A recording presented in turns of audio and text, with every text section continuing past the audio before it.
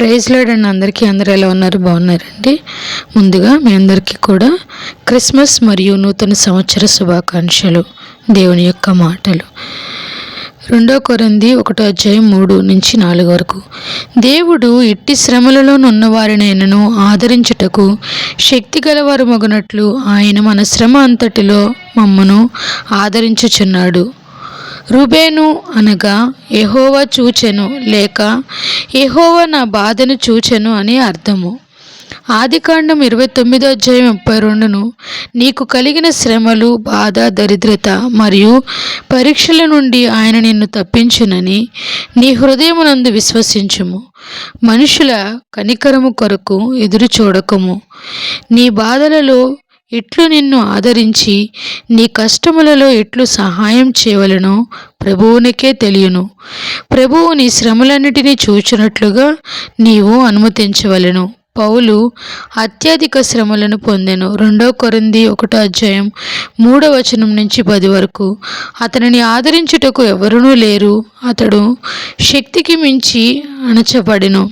వాస్తవముగా బ్రతుకుదునను నిరీక్షణ అతనికి లేదు. అప్పుడు దేవుడు వచ్చి అతనిని కాపాడి విడిపించెను. అందువలననే ఇతరులను నేను ఆదరించగలను అని తనకు తానే చెప్పాను.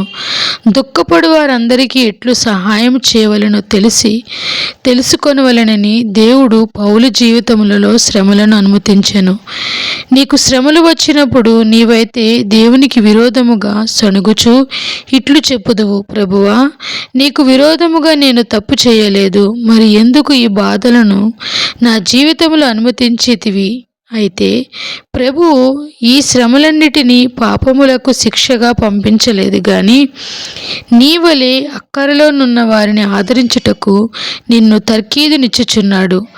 కష్టములు, శ్రమలు, హింసలన్నిటి ద్వారా ప్రభువు మనలను పరలోకపు పిలుపుకై సిద్ధపరచుచున్నాడు. వీటన్నిటి నుండి మనము ఆత్మీయముగా బలపరచబడదమని మనకు తెలియను. ఉదాహరణకు, ఎత్తైన కొండపై బలమైన గాలి వలన ఎత్తైన చెట్లు పెరుగును. అదే విధముగా తుఫానుతో కూడిన జీవితము అనగా హింస గాని, బాధ గాని, దారిద్రము గాని, పరీక్ష గాని, రోగము గాని, ఒంటరితనము గాని, కుటుంబ కలహములు గాని మనలను శిక్షించుట కొరకు కాదు గాని ఆయన మనలను ఆత్మీయులుగా బలపరచుటకే అనుమతించెను. మనము ఇవి అన్నీ ఏ పుస్తకములు చదువుట ద్వారా లేక కళాశాలలకు వెళ్ళుట ద్వారాను నేర్చుకొనలేం గాని ప్రభువు నీ శ్రమలలో నిన్ను చూచినని జ్ఞాపకముంచుకొనుము.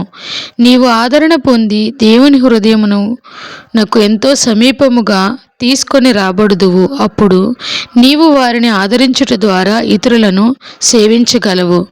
దేవుడి పరిశుద్ధ మాటలు మన వినికిడిలో ఉంచునుగాక, దీవించునుగాక. ఆమెన్. ప్రైజ్ ది లార్డ్ అండి. Thank you so much.